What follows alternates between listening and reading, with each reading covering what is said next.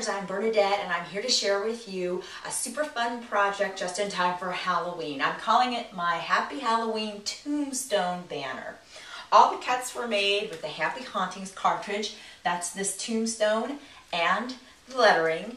And then I use something around the house that I just pulled out of the recycle bin. That's, instead of chipboard, I just reuse my boxes from cereal or crackers or what have you.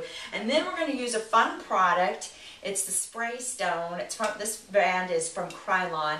Couldn't make this any simpler or easier. It goes together in a snap. If you're crafting with kids or you'd like a project that didn't take a long time for you to do, this is the project for you. So stay tuned, and I'm going to show you a little bit more of how to put together a super fun banner just like this.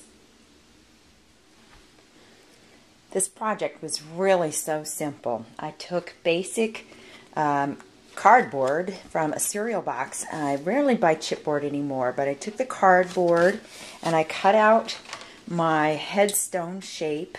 I used my Gypsy so I could add holes to it, and I used the shape from the Happy Hauntings cartridge that is the shift feature on the spooky font.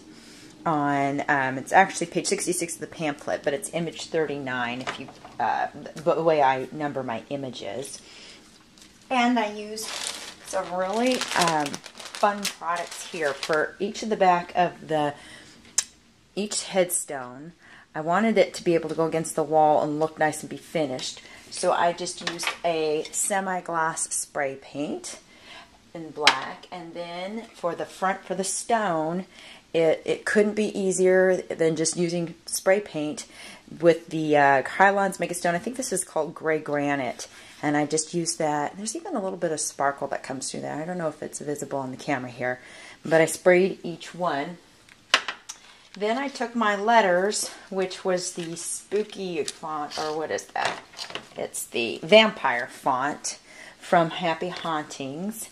And I cut them out. You can make these any size, but my letters averaged around 4 inches. And the size of the tombstone is actually, let's see, how big did those end up being? Just a hair, about 5 3/4 inches. So you can make this, of course, any size that you want. But to get this texture, I just took my top layer and my embossing boutique. And this colored cartridge, sorry, this is before I started naming them. It's one of the first ones I got. It's kind of, almost has like a lizard skin texture to it. And I just slipped my letters in there. Put my embossing boutique to work. Just the top letter, actually, the black. The whole idea was I wanted to make this simple. There are some banners that are just so gorgeous to look at. There's just so much going on, but there's a lot of letters in Happy Halloween, and I wanted the letters to take center stage. So I just embossed those, and then I adhered them. I used my zip dry glue to adhere the letters, and then I went around the edges with some walnut stain distress ink, and I even distressed the edges of my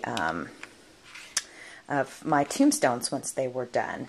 And that moss, I just used a little hot glue to adhere it because I really wanted these things to stay. And I actually used hot glue to adhere the letters to the faux stone tombstone. And then I just attached every one of the tombstones with a little bit of wired organza ribbon that I picked up at Michael's.